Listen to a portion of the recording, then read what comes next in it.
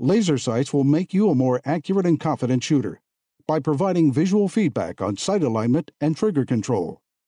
Crimson Trace, making laser sight standard equipment. Learn more at crimsontrace.com.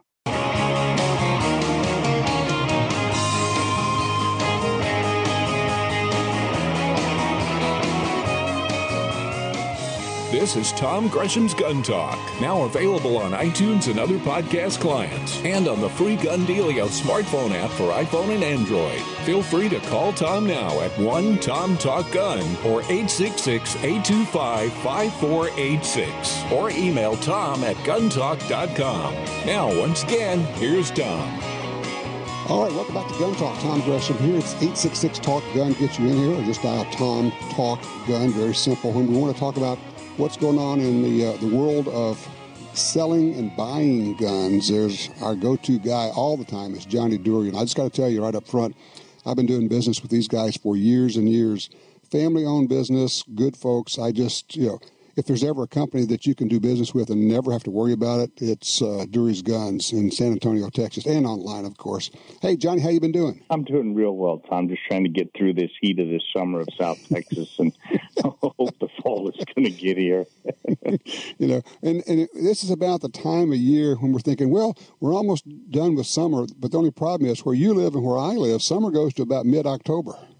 That's right. It was just getting the licenses on for sale, and so we're starting to see the first batch of the dove hunters coming in. And we had one of the big ranches bring us 30 shotguns to clean for dove season, so that's put us a little bit behind with it, because in the next few days with it, there'll be a massive influx of guns that need to be fixed at the last minute. But that's how it goes. It is, and I've been telling people for 2 months, I said, go get your gun fixed now. If take it back out when you put it away last year, and you said, yeah, there's something I need to get done on that, because coming along about mid-August, all the shops are going to be busy, and everybody's going to bring their guns in. That's kind of what you're describing. That's exactly right. It pushes us out to 2 to 3 weeks worth of, and I've got 6 gunsmiths on staff here, and just a huge influx of guns that are pouring in from that. And so, it's just the way it goes this time of year. But, one thing we have is we have expedited services. If you want same day, next day, or 3-day services, we just pay our gunsmiths overtime, and they work on your gun that evening after work. And so we do have some stuff. It's just an up charge, just like what you would do on paying next day air shipping or anything with FedEx or UPS. Well, that's good to know. So if somebody said, hey, I've got a monster trip coming up, I screwed up, I didn't get this worked on, but I'm going to need it by the end of the week, you can do that. But like everything else, there's a cost associated with it. Right, because, we've got people's guns promised for the next day. So if you needed same day something with it, we would work on your gun right then, but we already had the other gun promised for the guy the next day. So basically our guy would stay overtime working on that guy's gun. You just got to pay for the overtime of it, but yours was taken care of right then or for the next day with it. But, it's just getting our guys to stay after and do that. And so, up charge of having them here those extra hours with. Is there any one or a couple of things that you see people neglect in taking care of their guns, or they bring them in before season and want you to do? The biggest deal that we're seeing with them is these semi-auto guns that they've just left, especially the gas-operated guns, the Remington 1100s, really give a lot of trouble when they get sticky coming up on that magazine tube, and they put them up like that, and then that powder residue and all that from the gas piston going up and down there gets gummy, and they don't think about having that thing cleaned off, or the O-rings on the older ones are broken. So, those 1100s, they give a lot of trouble, and the guy thinks that it's going to work fine. He gets out on there on the first day with it, and it doesn't work on him. And then the other thing that we see a lot with this new lower quality of ammo that some of the box stores are selling with that zinc-coated steel bases of them. Boy, we see those things really sticking in those semi-autos. Really? We really do. So, you got a semi-auto that's given some trouble with it, go and try some Winchester double A's or some of Remington's Premier ammo or one of Federal's Premier ammos. And if that it up, it's an ammo problem. But when you see that shiny, well, it's not shiny, it's kind of a matte silver back end on them. That zinc color. Yeah, it's zinc colored steel, and they did it to make it cheaper. But that steel expands in the chamber, and if your chamber has got any kind of light pitting or surface rust or anything in there, it's not going to work them. That's interesting. Didn't know that. I guess, once again, that's the old deal of cleaning your gun will make your gun run for you, and if you ignore it, then it's going to cause you a problem. That's exactly right. You don't see it so much on the over and unders giving trouble with it like that, but the guys out there that getting ready to go do a bunch of hunting, they've got gas-operated semi-autos. They need to get those in here and cleaned if they hadn't touched them from last year. And we take them and put them through our ultrasonic cleaners, so it gets into every nook and cranny in there, and then it goes into ultrasonic oilers. And so, it's better than what you could ever do with trying to get in there with a toothbrush, solvents, or any of that stuff. Now, if somebody doesn't live in your area, can they still take advantage of your gunsmithing? Can they send guns to you? Absolutely. They can send us the guns.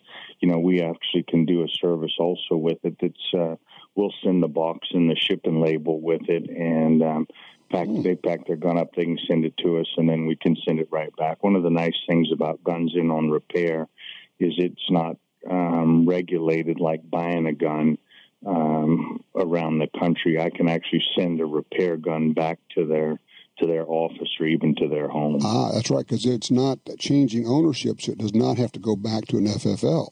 Right. Yeah. So they can take advantage of it. There's a lot of places out there that don't have good gunsmiths and don't have reputable places that are going to do it. And we've got 6 gunsmiths on hand, and so we can do a lot of that. Okay.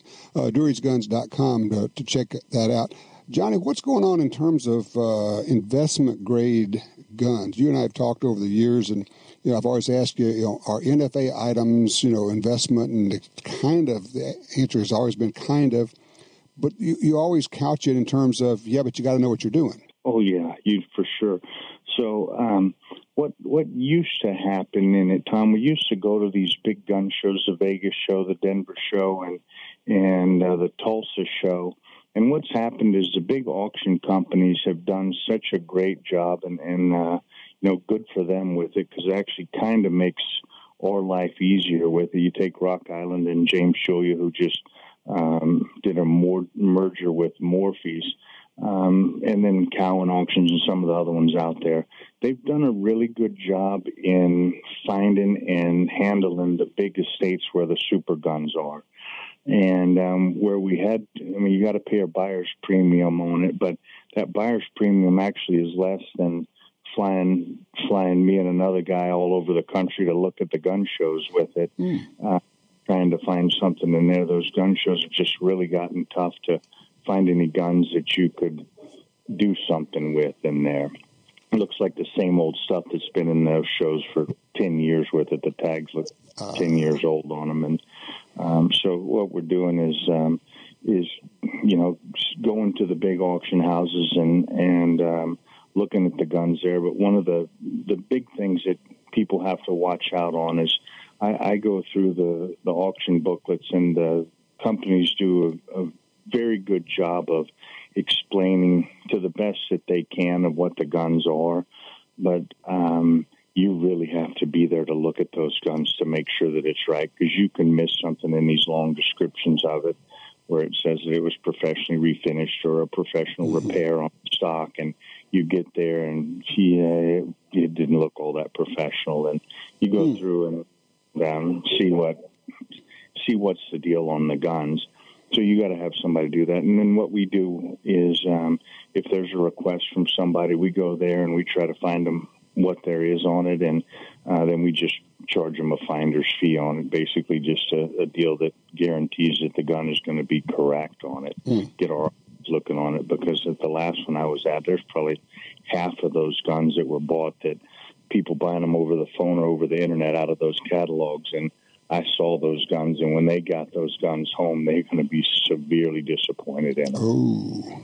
Mm-hmm. Yeah, well, and when you're buying, what you think is going to be a collector-grade gun or an investment-grade gun, something really nice, you get it back, you open the box, you go, holy cow, and you really don't have any recourse because it was, you bought it.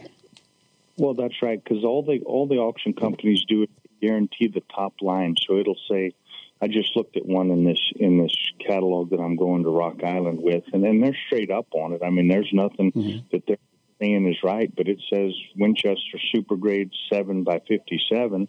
Well, that's a super rare, expensive gun. You read through it, and it tells all about it, and then it goes into condition of it, and it says condition is excellent as upgraded to super grade. Well, upgrade to super grade means that somebody put a super grade stock on a 7mm or did some extra. That's not a super grade. That's not a super grade.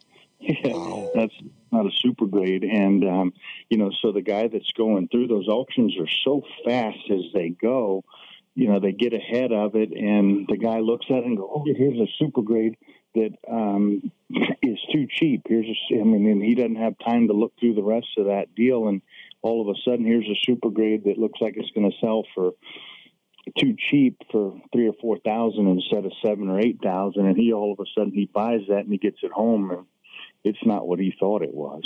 All right, so you're still buying guns. So if people have a collection and they're getting out of it, or their daddy or granddaddy, somebody has died, they've got this estate deal, you can take care of that for them. We can take care of that. The gun business, as everybody knows, is really slow out there, and so there's a lot of the stores that are not buying. We are still buying guns at our regular pace of it, and we've been very fortunate with all of the people that listen to Gun Talk sending us guns, and we send boxes out, and they send us the guns and send us email pictures of it, and we come up with a deal with them and just make it super easy. The boxes show up there with a pack of material in them and a return label, and all they got to do is put it in the box and slap the label on it, and it comes to us. And so we're seeing guns every day. We probably have 20 or 30 guns come in from all over the country, plus the walk-in guns. So, we do about 500 used guns a month. Oh, wow. Johnny, look, I got to scoot. I appreciate your time. As always, it's durasguns.com. Check them out. The folks at Duras will take care of you. We sure appreciate it, man. No problem. Thanks a million, Tom. Face it, sometimes more is better. That's the idea behind the double-stack, full-capacity pistols from Springfield Armory. From the groundbreaking XD to the ergonomic XDM to the latest refinements in the XD Mod 2 series, you can get subcompact, midsize, and full-size pistols in 9, 40, and 45. Carry, target, or tactical models. Fast, accurate, dependable. Don't come up short when it matters. Go full cap. Go Springfield Armory. Springfield-Armory.com. Before computers, before engines and automobiles and roads, before all of this, there was the land. A great ocean of land, with mountains black as night, standing guard over all that is and was and forever will be. This is the Black Hills of South Dakota, the place that made the people who make the best ammo on Earth. Visit black-hills.com for more information.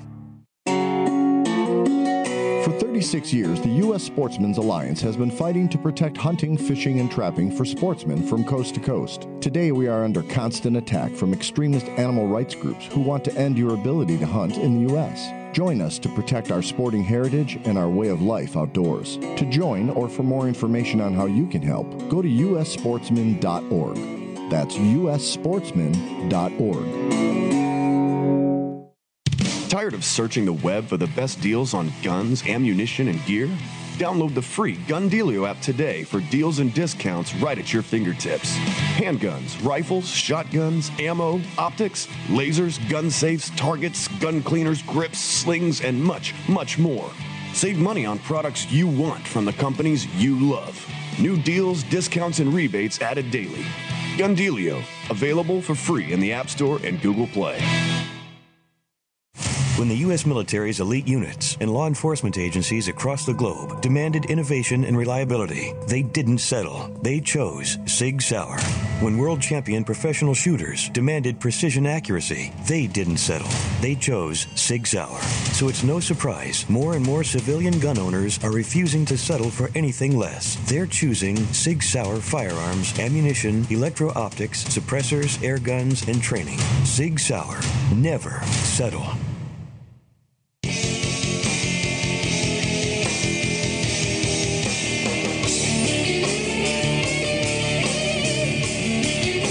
Welcome back. 866 Talk Gun. A couple of stories that are interesting here, looking at both of these.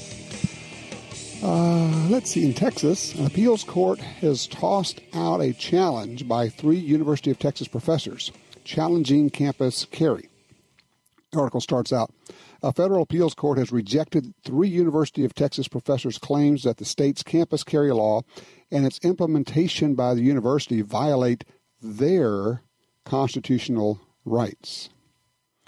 Jennifer Lynn Glass, Lisa Moore, and Mia Carter argued that their First Amendment right to academic freedom, really? I have read the First Amendment. I have not seen that in there. Has been violated because free speech is chilled in classrooms out of concern that someone might be carrying a concealed handgun. What they're saying is that, well, we talk about controversial things in the classroom, and sometimes the discussions get animated and heated. And if somebody is carrying a gun, that person could lose it and shoot somebody. Well, brilliant professors, what's stopping that anyway? Because a person who is willing to commit murder is certainly not deterred by the fact that it was illegal to bring a gun into the classroom in the first place. So who's going to be bringing a gun into the classroom now? Oh, yes. People who obey the law and wouldn't do it before it was legal. Overpaid, underlogicked professors with a sign that says 1,000 UT faculty oppose guns in our classrooms. No, let's review. They're not your classrooms. You are hired help, and you work in the room. It's not your classroom. And in Georgia, the court rejects a challenge to Georgia campus carry law. A Superior Court judge has sided with the state in a lawsuit brought by a group of Georgia University professors seeking to suspend the state's campus carry practice. Same deal. Georgia, Texas. Let's see. 6 professors filed their case last September arguing the state's new campus carry law went along against long-standing prohibitions at Georgia colleges and universities on guns. Yada, yada. It says, I like this. John Knox, a geography professor at the University of Georgia, said his classes often touch on controversial topics, such as climate change, that in the past have gotten into heated debates where students occasionally were acting out, he says. In another case, he encountered that of a depressed, possibly suicidal student. Campus police were called. Nothing changes. That's the whole deal. They don't understand. Nothing changes. Bad guys were going to carry and did. You had guns in your classes before. People were just breaking the law. The only difference is now people who are legally allowed to carry guns might be carrying guns in your classroom. And in another really great piece of news, there were 2 lawsuits filed in Washington State, one by Alan Gottlieb personally, obviously Second Amendment Foundation, and one by the NRA, and the court has ruled against the Washington Gun Control Initiative, throwing out over 300,000 signatures to put this measure, this gun control measure, on the ballot in the upcoming election. And the judge looked at the ballot and said, really? He says, I have 20/20 vision. I can't read the small print. And the law says you have to print the actual measure, what it's going to do, on the petition, so that when you're getting petitions, and you had several billionaires putting millions of dollars into purchasing signatures, and you can do that. I mean, it's legal to do that. But the law says that the person signing the petition must be able to flip it over and actually read what this measure is going to do. And they forgot to do things like, list the strikeouts of what's going to be removed from current law, and then highlight what's going to be added to current law. And the judge is looking at it and going, I've never seen anything like this. I actually talked to a couple of lawyer buddies, and they said, well, this is like Lawyer 101. It's astounding that the billionaires spending millions of dollars couldn't find lawyers competent enough to get this right. Now, it will, I'm sure, be appealed, but this is winning. This is my idea of winning. So there you go. Line 4, Steve's with us out of Little Rock, Arkansas. Steve, I got about a minute for you, so dive in, please. Got an issue. A buddy of mine is visiting from Hawaii. While here, taking him out, and we've shot rifles, this, that, and the other, and he has fallen in love with the AR rifle that I have. Mm-hmm. And I said, listen, I'm a longtime friend, and I said, listen, I'm going to gift you this rifle. So I made him out a receipt showing him where I bought it and this and that and the other and giving it to him. But our concern is, how does he ship it from Arkansas to Hawaii legally? Okay, two issues here. One is transfer, but the other is, and I'm not completely up on it, but I know that Hawaii has some very restrictive gun laws. Mm-hmm. Can he even own that gun in Hawaii? See, that is one of our issues. And I said, I don't know. Well, and you got to find that out first. I mean, look, he's a resident of Hawaii. He's got to figure that out. He's got to call somebody, or you can go on the NRA's website, nraila.org, and look at gun laws for Hawaii and find out, number one, is it legal? If it is legal, then the process is very simple.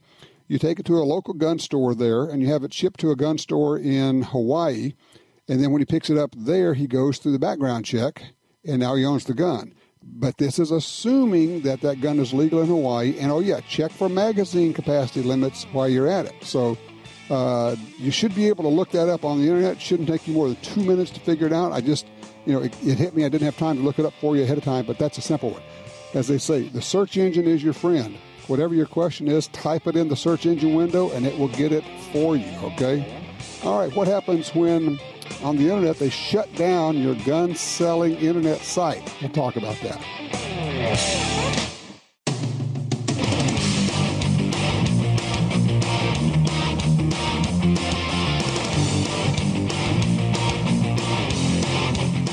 Gun Talk encourages you to support the local sporting goods store, gun stores, ATV dealers, and other local businesses in your area who advertise on this station and Gun Talk. Only together can we protect our rights. You're listening to Washington Times opinion page regular contributor Tom Gresham. All right, back with you. We're asking the question. The question on the floor is, what's your favorite rifle caliber? Talking just rifles now. Could be anything from 223 to 458 or whatever else you want. And why? What it is and why that is. Love to get that info from you.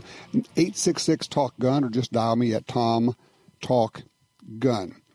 You probably have seen the stories. You've heard the news. It may not have really made sense to you what's been going on with various online platforms freezing out messages, videos, or even advertisements about guns, whether it's Facebook or YouTube or Twitter or whomever. It has been progressing and accelerating. And this past week or so, we had yet another chapter break in this. And I wanted to bring somebody in who is affected by that. Right now, we're joined by Jay Jacobson from Franklin Armory. Jay, thanks for joining us. Oh, my pleasure, Tom. Thanks for having me on. All right, so it costs a fair amount of money and not a small amount of time to set up an online shopping setup, and you guys have that. I gather you were doing this through, is it Shopify?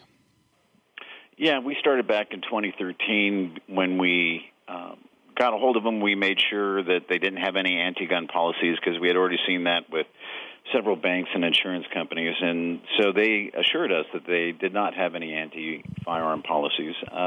We got started, cultivated everything, and, yeah, it's probably six figures worth of development and maintenance that we put in over the last 5 years.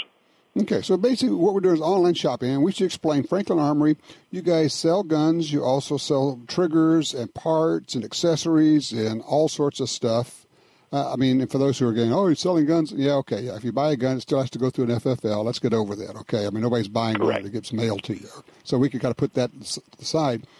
But then something happened. I think Shopify probably got caught up in the Cody Wilson Defense Distributed 3D printing avalanche of negative news stories. And so that they went to him and said, okay, we're cutting you off. But then they turned right around and you heard from them.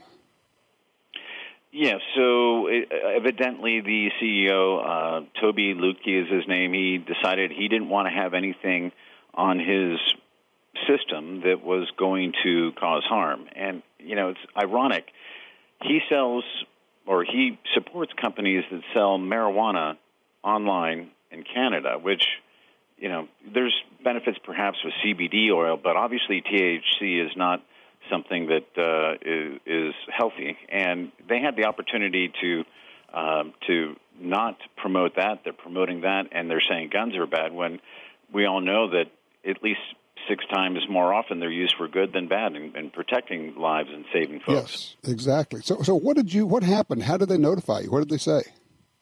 So it was, I think, Monday night at 6 p.m. They sent an email saying that they had changed their restricted items policy. So we looked it up, and if it has a pistol grip, if it has more than 10 rounds, and a whole bunch of other scenarios, basically they will no longer allow it to be on their site.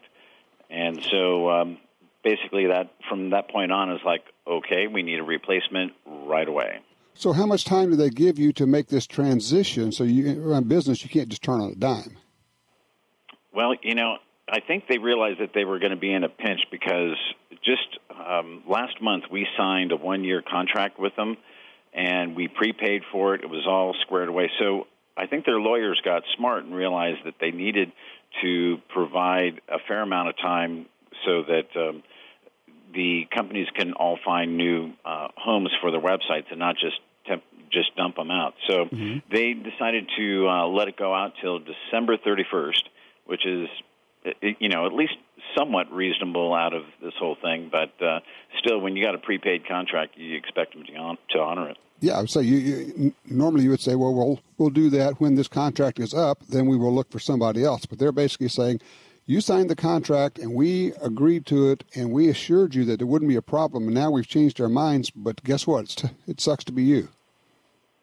Yeah, it's Operation Choke Point 2.0. Here we go again. A nice little gift from the Canadian tech giant. So let's see. Instagram, YouTube, Facebook, Twitter, Spotify, a number of the banks out there. There's something going on here, and it's bigger than, and I know this is a huge deal to you, but it's bigger than that. And I want to talk for a second and bounce this idea off of it, because I've been talking with some really smart people who understand this stuff. And they said, look, what is happening is Bloomberg, and this is all Michael Bloomberg. Bloomberg moves in these circles, and he simply calls the CEO of these companies, and they will all take his call. And he says, you know, it's probably a good idea if you guys don't do this. And then one after one after one, after another, they just start shutting it off. Why would he do that? The plan, and there's a plan. The plan is if you can marginalize and reduce the firearms industry, if you can make it difficult to impossible to get financing, and then the golden ticket for them is if you can make it impossible to get insurance. I mean, if you guys couldn't get insurance, you would have to close your doors, right? Man, that would be really tough trying to operate without insurance. You're really hanging it all out there at that point. I mean, really, no business can really legitimately operate without insurance. And that's the golden ticket. That's what they're going for. I mean, okay, so I've kind of laid that out for you. Do you think I'm crazy? Oh, no, but ironically, I think we have a solution that came from one of our attorneys this week. Okay, lay it on me. So he doesn't want to have attribution for this, but it's a brilliant idea. All these companies that are causing us trouble, they're all publicly traded companies. So what if the SEC created a new regulation, or I would like to see it as law instead of just by fiat regulation, because of how my own industry is treated. In any case, if they had to go ahead and have a policy or a regulation or law that basically stated that constitutionally protected speech, products, and activities couldn't be discriminated against, then I think we would be set. I think that would prevent all this garbage from happening. And interestingly enough, President Trump actually said something that kind of touches on that this week when he said, talking about this restriction on by social media on guns. He actually addressed that. Oh, really? I'm going to have to look that up. Yeah. That's brilliant. I love that. And I think we can get, at least right now, we could probably get that through Congress. If we could get it through Congress, we could absolutely get it signed. I think it's a brilliant idea. I bet you the banks and insurance companies would be all for it because from their standpoint, they don't like getting beat up by folks that are either, from the public just trying to go after them on different things, or, say, shareholders that bought enough stock that they have a voice in the whole thing. The banks and insurance companies, they've got a job to do. They got a fiduciary responsibility. They exist to make money. They're not a soup kitchen. And so by having this motivation where all of a sudden they can just focus on the fundamentals and not have to worry about all this other stuff, I bet you the banks and insurance companies will get behind it. And that's right, because they're getting whipsawed on this thing, and they really don't want to be in the middle of it. Exactly. Interesting. Jay, look, thank you so much for filling us in on this. I wish you nothing but luck, and I'm just going to encourage people to go over to franklinarmory.com. You guys make a lot of very cool products, a lot of fun stuff, and serious things for shooting. And let's try to get you some support. Awesome, Tom. Thanks for your time. All right, thank you. All right, open lines now, 866-TALK-GUN. It is Operation Choke Point 2.0 Plus. It is trying to shut down the firearms industry. If you can stop the sale of guns, you may have the Second Amendment actually in writing, but does it really mean anything?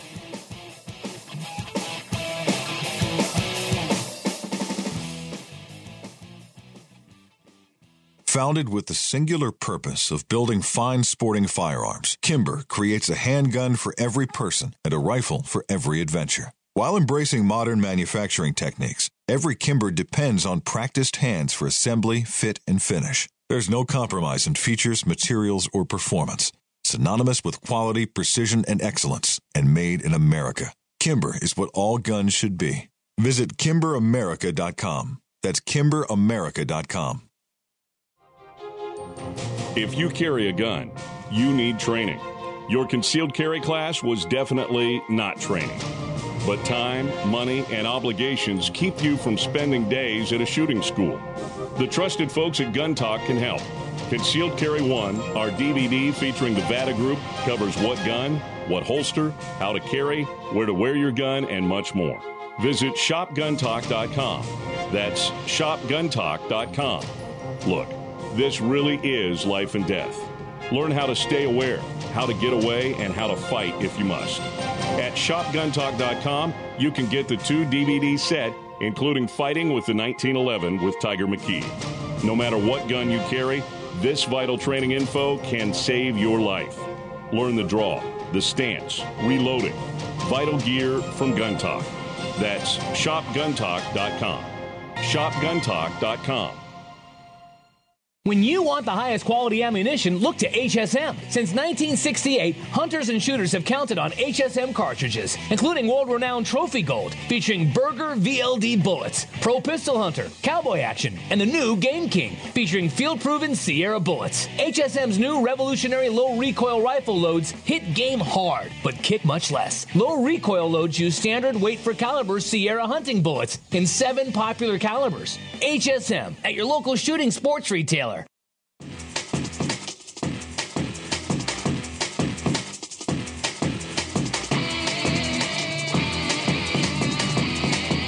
All right, we're back. Ready, Tom Gresham here. 866 Talk Gun will take care of that. We'll get you right in here. Let's see here. There's a story I wanted to get. County in Washington wants to force warning signs on gun store doors. Huh? Let's see. Anti-gun politicians want to make owning a gun a terrifying prospect for people. Not only do they seek to demonize anyone who disagrees with them on gun ownership, but they also try to push them to the fringes of society. Well, we've been seeing that for sure. Let's see. A proposal to require that warning signs be placed at the entrances of all gun stores in the county. It's like, danger. Guns can be dangerous. Warning, warning. Yeah, they can. But, and as Jay mentioned earlier, in our last interview there, and this is, by the way, our number here is 866 Talk Gun. Guns are used 6 times more often, actually more than that, maybe 600 times more often, to save lives than to take lives. The number right now, and this is something you ought to have available when you're discussing this, because one of the problems is, and you got to understand, for much of the public, they're not into guns. They don't read, they don't get the American Rifleman. They don't read the Armed Citizen. They don't know about self-defense gun uses. They just don't, because the media doesn't really cover them. So what do they hear? When they hear stories about guns, they hear stories about murders and shootings and robberies. Bad guys with guns. They don't hear stories about good guys and good gals with guns. It is, I think, I'd love to get your take on this, I think it is one of the more powerful arguments we have, which is guns save lives. According to, and this is important to source this, according to the Centers for Disease Control, the CDC, they did research over 20 years. They didn't publish it. It had to get unearthed. They didn't actually want to release it. But it was unearthed earlier this year. According to them, self-defense gun uses, DGUs, happen about 6,500 times a day. Yes, you heard me right. Every day, 6,500 times, somebody in this country uses a gun to stop a crime or protect herself. That's powerful. That's strong. What do you do with that? Well, if you're having a conversation with somebody and you can tell that they're working from this core belief that guns are basically used to kill and hurt people, and the flip side is they never think of, but are they ever used to help people? Because often that, well, not often, always, practically always, that half of the equation is left off. Is, okay, how much harm is done? How much good is done? They tell us that medical mistakes, doctors screwing up, kill 180,000 people a year in the United States. There are roughly 9,000 murders with firearms a year, 9,000, and they're killing 180,000 a year with medical mistakes. But we don't say do away with medicine. We don't say do away with doctors because on balance, they do a great amount of good. My point is simply this. You have to be able to bring the message of the other side of the equation. According to the CDC and numerous university-level studies, people use guns more than 2 million times a year to stop crime and protect themselves. mostly, almost always, without having to fire a shot. It is fascinating how often when you pull out a gun and point at the bad guy who's trying to hurt you, he suddenly remembers a prior appointment he must run away and get to. And that's okay. That's a win, right? Let him go. It's all good. 866-TALK-GUN. What have you found to be a really good argument or presentation when you're discussing gun rights and self-defense with people? Do you have one that has worked for you? 866-TALK-GUN. I'm Tom Gresham. Give me a call.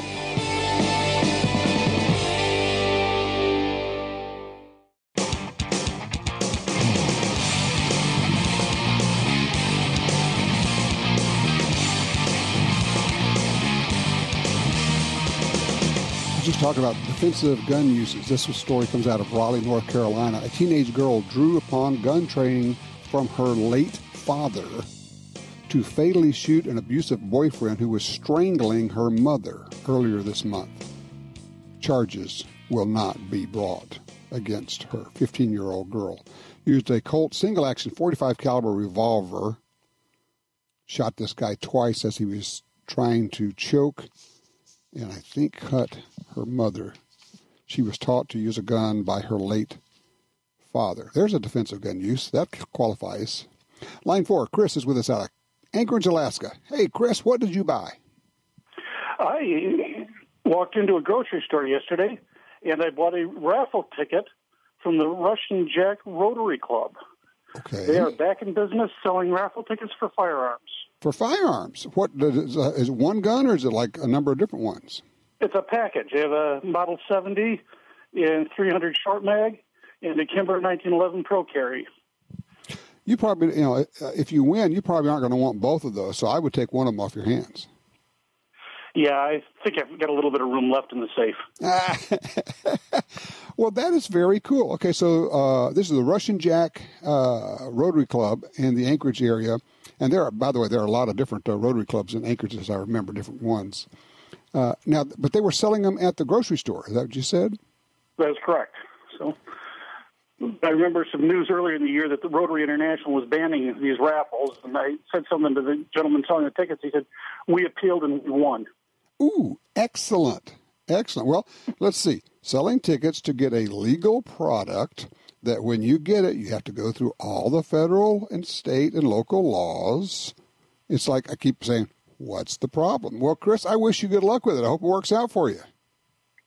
Yeah, I just had to buy a ticket when I saw they were back in business. I was just happy. Okay, very good. Thank you, sir. Let's see. Danny's on 3 out of Mississippi. Danny, we're up with about a minute to go.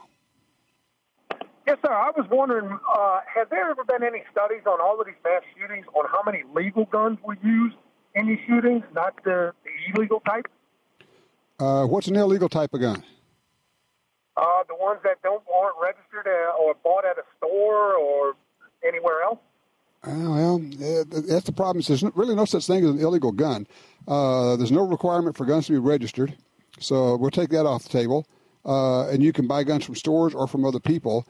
Most guns were purchased legally at some point. There are a few times when some of these shooters may have an illegal gun, or as we would call it, a gun that would be acquired illegally. But most of them have purchased their guns legally or acquired them legally. They just then used them illegally. It's not a case of was the purchase legal. It's a case of what did they do with them, and then they took some illegal action. Obviously, if you go out and try to murder people with it.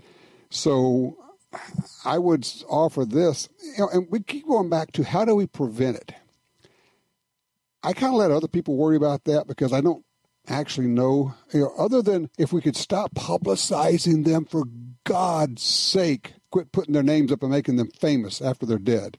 Because I am convinced the media creates these mass shooters in many cases.